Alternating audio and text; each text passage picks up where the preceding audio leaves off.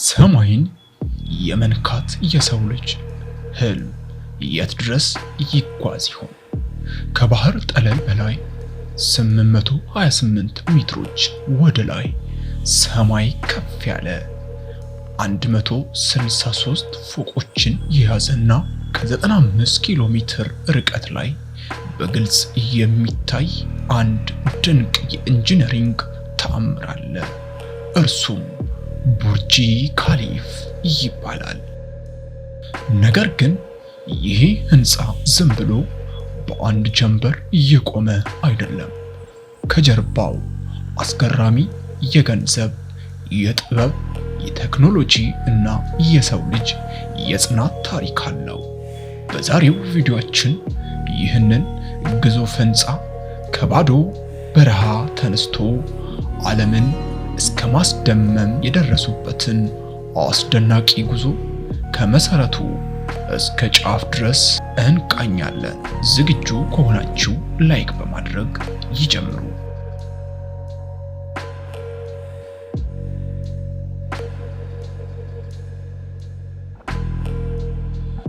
እንደ ኢሮፒያን አቆጣጠር በ2000ዎቹ መጀመሪያ ላይ የዱባይ ገዢ የነበሩት ሼክ መሐመድ ቢን ረቢድ አል ሙክቲም አንድ ትልቅ ራዕይ ነበራቸው። ዱባይን በነዳጅ ላይ ብቻ የተደገፈች ኢኮኖሚ ከመሆን አውጥተው የዓለም ቱሪዝም እና የንግድ ማዕከል ማድረግ ፈለጉ። ይህንን ለማድረግ ደግሞ ዓለምን ዋው የሚያሰኝ አንድ ትልቅ ምልክት ያስፈልግ ነበር። ህንፃውን ለመንደፍ ታዋቂው የአሜሪካ የስነ ህንፃ ድርጅት ኦሶም ተመረጠ።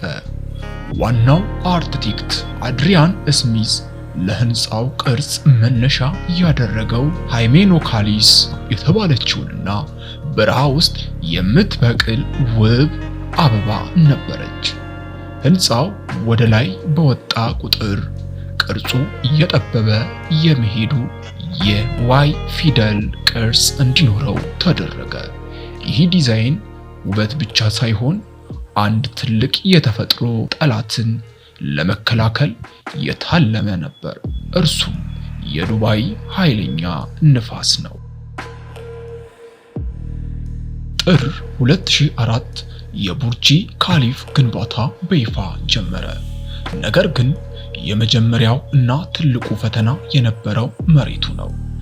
የዱባይ መሬት ደካማ አሸዋና አሸዋማ ድንጋይ በመሆኑ ይህን ያህል ከባድ ህንፃ መሸከም አይችልም ነበር። ታዲያ ኢንጂነሮቹ ምን አደረጉ? የፍሪክሽን ፕሌስ ወይንም የፍጥጫ ምሰሶችን ቴክኖሎጂ ተጠቀሙ። ወደ መሬቱ ውስጥ 50 ሜትር ጥልቀት ያላቸው 1.5 ሜትር ውፍረት ያላቸው 192 ግዙፍ የኮንክሪት ምሰሶች ቀበሩ። እነዚህ ምሰሶች ህንፃውን የሚሸከሙ ጠንካራ ድንጋይ ላይ ስላረፉ ሳይሆን በኮንክሪቱ እና በአሸዋው መካከል በሚፈጠረው ከፍተኛ የፍጥጫ ኃይል ፍሪክሽን አማካኝነት ነው። ከመሬቱ በላይ ደግሞ 3.7 ሜትር ውፍረት ያለው ባለ 40,000 ሜትር ኪዩብ ኮንክሪት ፈሰሰ። ይህ መሰረት ብቻውን ከ110,000 ቶን በላይ ይመዝናል።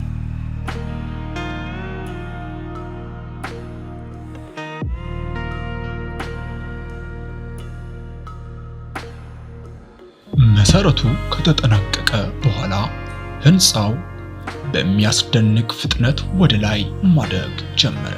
በየ3 ቀኑ አንድ አዲስ ፎቅ ይጨመር ነበር። ነገር ግን ወደ ላይ በወጡ ቁጥር ፈተናዎች እየከበዱ መጡ። የመጀመሪያው ፈተና የሙቀት መጠን ነበር። በዱባይ ክረምት ወቅት ሙቀቱ 50 ዲግሪ ሴልሺየስ ይነካል። በዚህም ሙቀት ኮንክሪት ወዲያውኑ ስለሚደርቅና ስለሚሰነጣጠቅ የቀን ላይ ግንባታ የማይታሰብ ነበረ። ስለዚህ ኮንክሪት የሚፈሰው በሌሊት ብቻ ነበር፣ ያውም ኮንክሪቱ ውስጥ በረዶ እየተቀላቀለበት ነበር የሚፈሰው። ሁለተኛው ፈተና ኮንክሪቱን ወደ ላይ መስቀል። ኮንክሪቱን እስከ 600 ሜትር ከፍታ ድረስ ወደ ላይ ለመደገፍ ለመግፋት በዓለማችን እጅግ ኃይለኛ የሆኑ ከፍተኛ ግፊት ያላቸው ፓምፖች ጥቅም ላይ ውለዋል። ሶስተኛው ፈተና ንፋስ ነበር። ህንፃው ወደ ላይ በወጣ ቁጥር የንፋስ ፍጥነት ይጨምራል። አርክቴክቶቹ የህንፃውን አቅጣጫ በተለያዩ ፎቆች ላይ የቀያየሩ በመገንባት ንፋሱ ህንፃውን እንዳያናውጠው አደረጉ።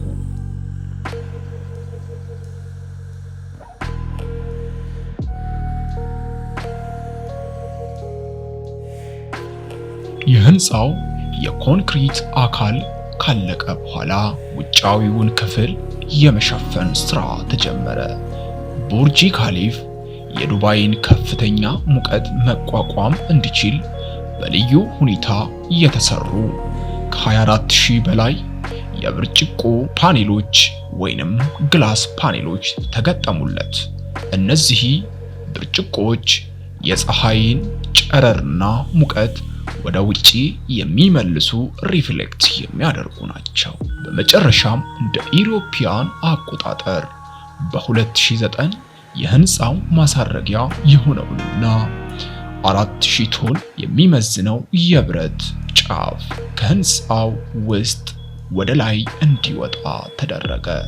ይህ ጫፍ ቡርጅ ካሊፍን በዓለም ላይ ማንም ሊደርስበት የማይችለውን የከፍታ ማማ የሚያሳይ ነበር።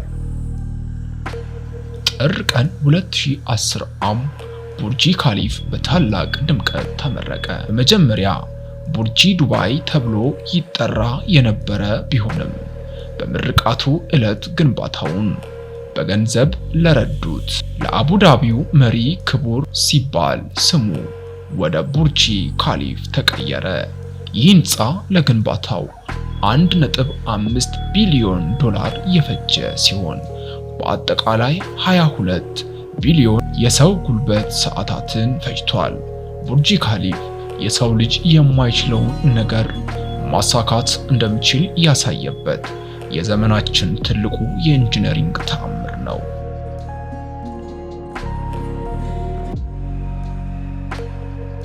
እናንተስ ወደፊት ዱባይ ሄዳችሁ ይህንን ህንፃ የመጎብኘት ህልም አላችሁ? ሐሳባችሁን በኮሜንት ላይ አስፍሩልኝ።